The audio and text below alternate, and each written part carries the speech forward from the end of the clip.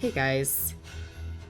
So I have to preface this by saying something, and it's gonna make me sound really bad. But upon consulting my partner, I need to let it be known. Einstein didn't hide, and I'm not going to either.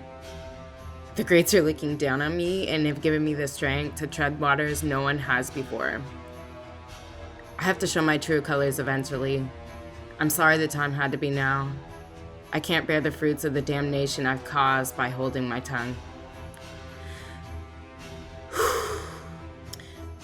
I don't find any one scene a true favorite, as I don't know why your favorite scene wouldn't be your own creation. I was going to do this entire presentation on my own creations, but I was between a rock and a hard place. Do I let my freak flag fly? Or do I succumb to tradition and find something that doesn't truly satisfy me? Because it wasn't my own creation. I chose not to get an F. You're welcome, Professor. I don't know. I kind of fuck with this little vibe I'm going for. So we gonna keep it going. Anyways, number one best scene in cinematic history is edited by no one other than Stefan Schaefer. This guy. You've heard me talk enough though, so let me just show what I'm really trying to say. Get cozy, babes. We're going in.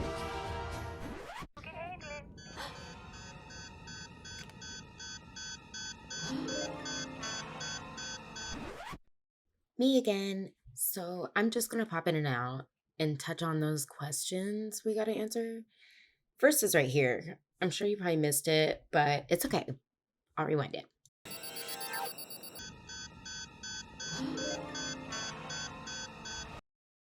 Okay, so you see how we see her face, and then we see what she's looking at, and then we see her reaction to what she just saw.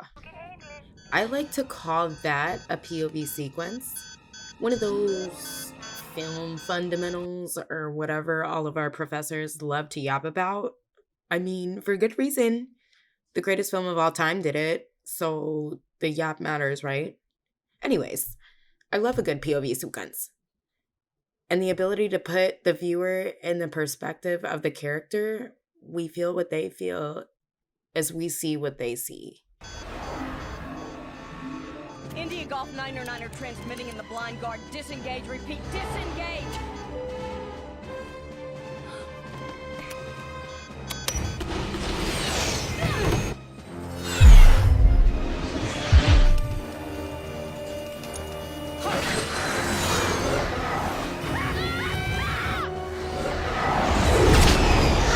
Okay, I'm just gonna pause here just to kind of say, Professor, we ain't gotta go over that diegetic sound. We all heard that, right?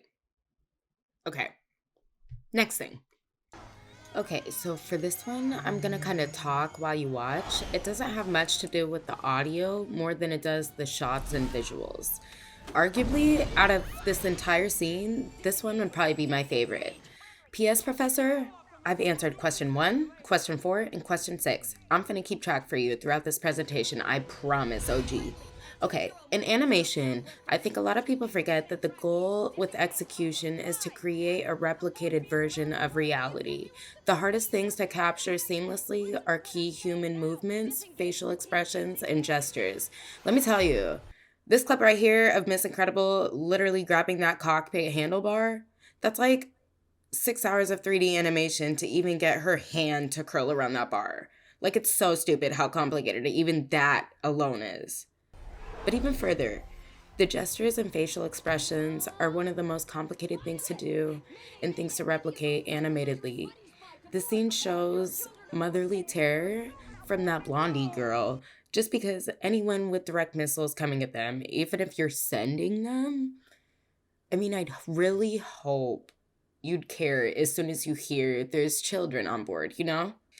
Those facial expressions are among the most impressive facial expressions and reactions ever created. Argue with your mama. Sorry. Put a field around us now! I've never done one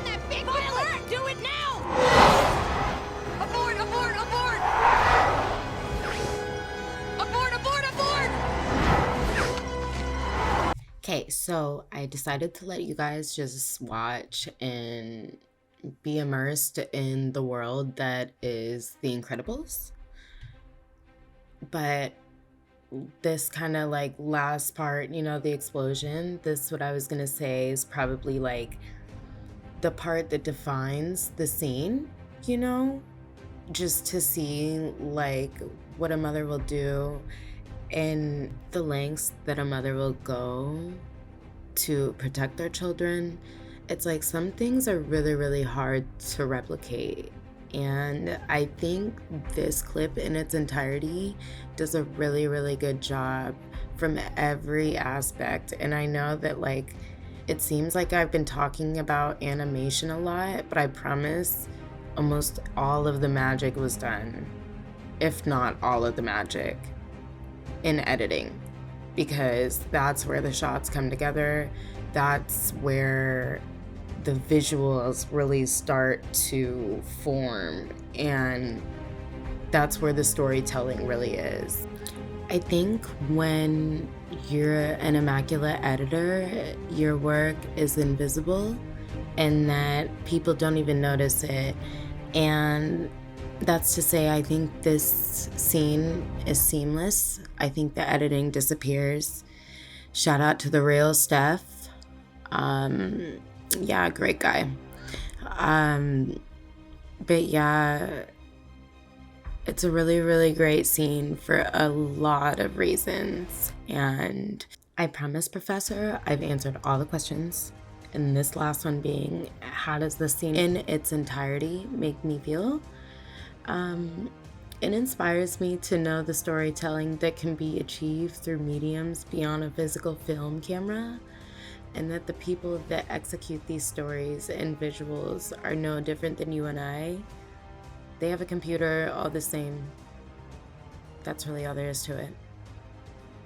Thanks, guys.